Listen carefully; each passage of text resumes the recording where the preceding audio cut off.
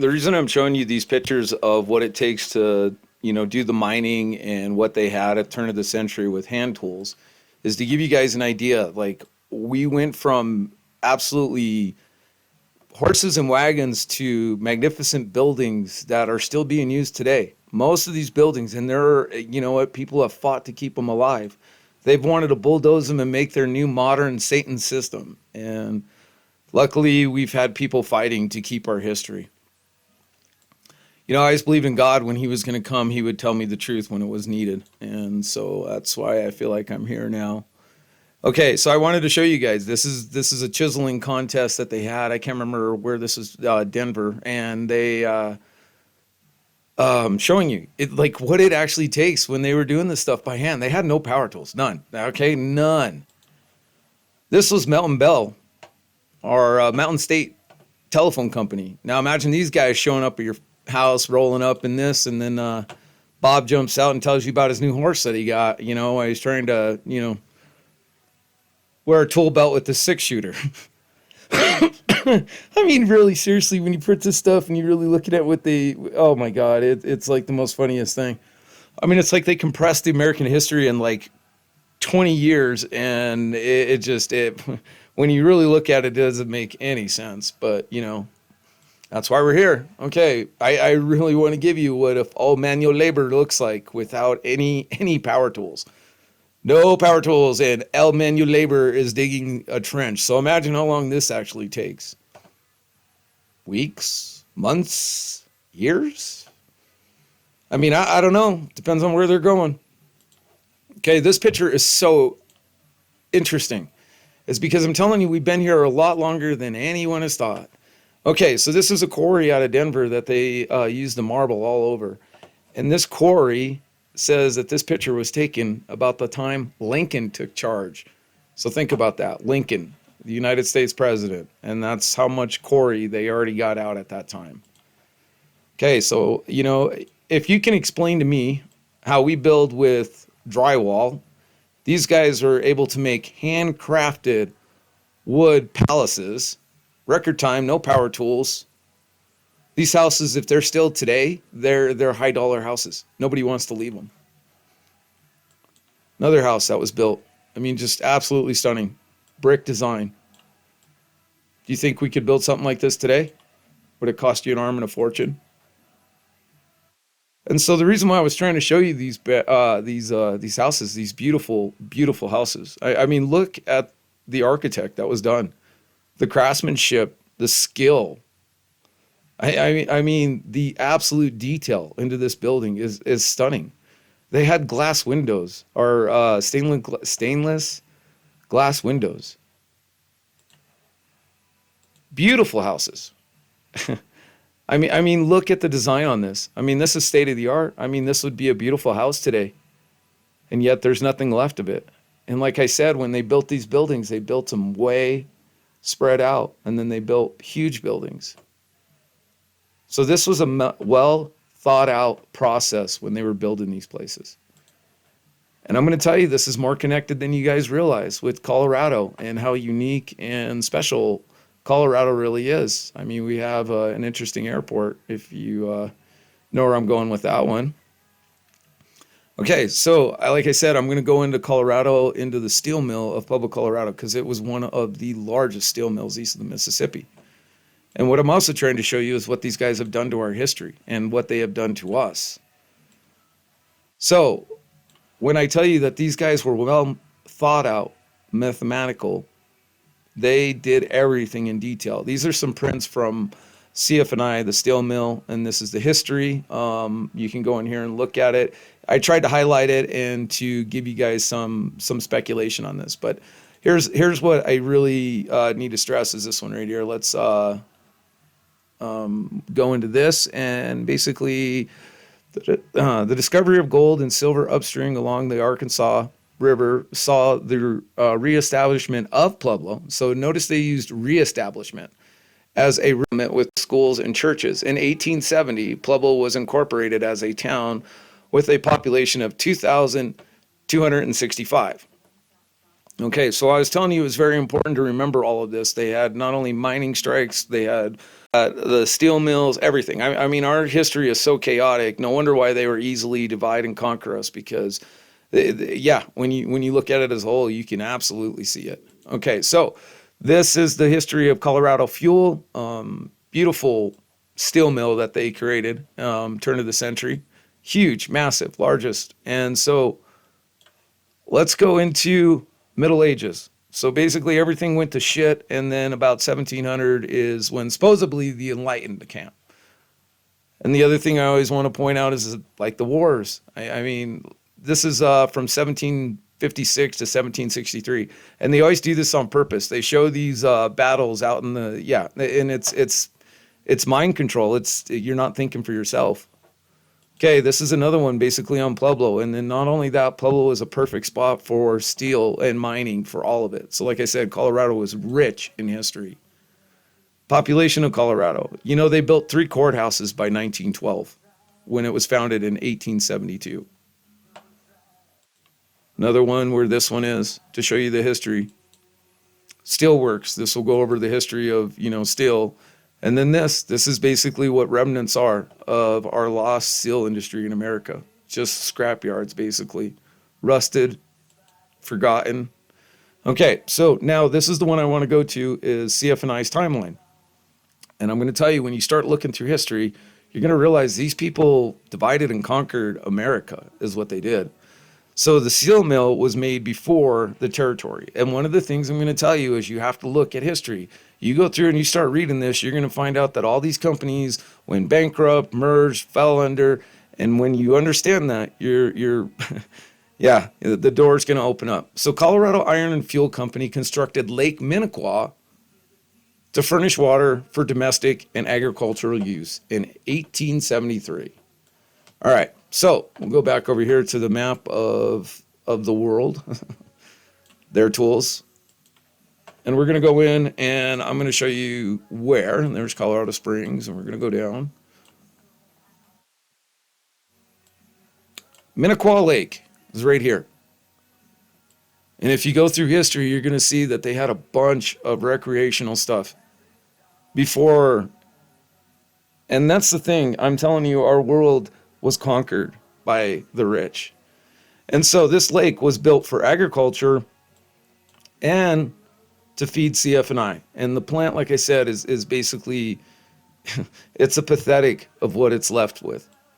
All right, so let's go back into history. Like I said, you have to start reading this and understanding it. But this is where I'm telling you, under the direction of John, merges with Colorado Coal and Iron Company to become Colorado Fuel and Iron Company. So, like I said, how do you have a company start off in basically 1873? You're going to build this huge lake. I mean, seriously. Like, how did you know that you're going to need this big of a lake for a steel mill that you're building basically when you're coming over in 1870 without the railroad? Okay, I'm serious. When you really see this and you're like, what the? All right, so 1872, they just barely got the railroad in Pueblo, Colorado. Okay, 1872. So they built this, they dig this out, and this all has to be done by hand in wagon. Okay. Let me pull up another obvious picture of construction. I'm telling you, when you really sit and think about this, you're like, no, and then the time frame that they're telling you, I'm like, no, there's no way. I've done too much construction. I was born at night, not last night, fuckers. And it just takes you time to figure it out. I mean, it's seriously, when you think about it as a whole, and I've done so much fucking building and construction. This is their modes of transportation back then. This is just to build wood. This ain't even to carry brick. How many times can you go? And I'm almost betting these horses are only used for in town, because I'm telling you, you can't go probably 20 miles with these things without killing them, especially with that kind of load. And so when you start thinking about construction, what they built, and I'm going to tell you, we haven't built anything really that new. We haven't expanded anything new since the 1900s, the beginning of the 1900s. And so one of the things I also did was I went through and I found all of the original homes or whatever. Okay, so look at it. This one's gonna make you crack up when I find it, because it fucking made me laugh so much when I seen it. Courthouse, Centennial. Where's that fucker at? Baxter House, built in 1893. Is that it? Rosemont Museum. Anyway, they're saying, where is it at? Oh, man, of course, when I'm looking for it, I can't find it. Courthouse, oldest house in Pueblo. Where the hell is that thing at? Okay, well, anyway, this one, I can't find but this is the oldest plant built in Pueblo, Colorado at 1869. Okay, for whatever reason, and I'm going to show you this will crack you up. This one is the icing on the cake. Okay, so I wanted to bring out these two pictures. This is a view of earlier Pueblo, Colorado. This is from the Denver Library, and we're going to open this up. And this is off Santa Fe and 2nd. And I also have another source. And I'm going to tell you right now, with the Capitol thing is very interesting because there was a bid for the Capitol and Denver somehow got it. But honestly, when I was looking back through this and I really understood what it was, I believe Pueblo was the capital. It had the biggest employer of all before the turn of the century. And then one of the other things I want you guys to really look at here is where are all the outhouses? Like there's one right there, but I mean, seriously, I mean, you'd think you'd have one in the middle of the street, you know, but there's not. But, you know, hey, so what I also want to show you back here, this is Union Street, and this is a very famous tree. It's called the Hanging Tree it's Cottonwood Hanging Tree in Pueblo, Colorado, and it has a very interesting story, and it's part of this to prove we have been here way longer than they have taught us. Okay, so now that I've shown you that, and this is, like I said, there's so much history here that even with the, you know, it makes me laugh is when I was watching the PBS special and how they presented stuff, but they didn't cover, you know, they didn't cover half of the stuff that I uncovered. And you have to think about it. Like I said, you go back and you look at all of the mining strikes and the steel strikes and the financial collapses. And I mean, basically you're starting off with this huge, massive steel mill, and then yet why this is going on when you just barely made it, you have all of these problems. And so how is that even possible? When America was being built at the turn of the century, had more money than it knew what to fucking do with, and yet we were having all these economic problems. And that's what I need to show you guys. Let me show you one other picture of how they like to deceive. Okay, this is what I mean. They try to deceive you through history. They're really, you should seriously watch this and then come back and watch a couple more videos that I did. But I want to show you this, what they've done to hide history. And they're saying that this is what resembles early Pueblo.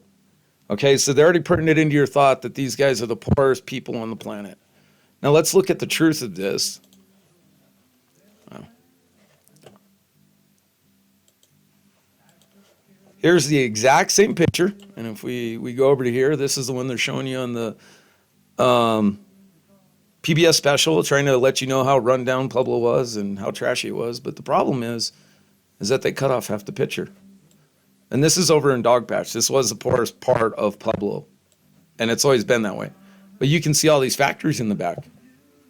So, yeah, how they like to deceive. And that's the thing. The more you see this, the more you're going to understand it. And when you watch the PBS specials, yeah, it's going to be interesting for you guys to start waking up and to understand. All right, so I'll leave this off with one other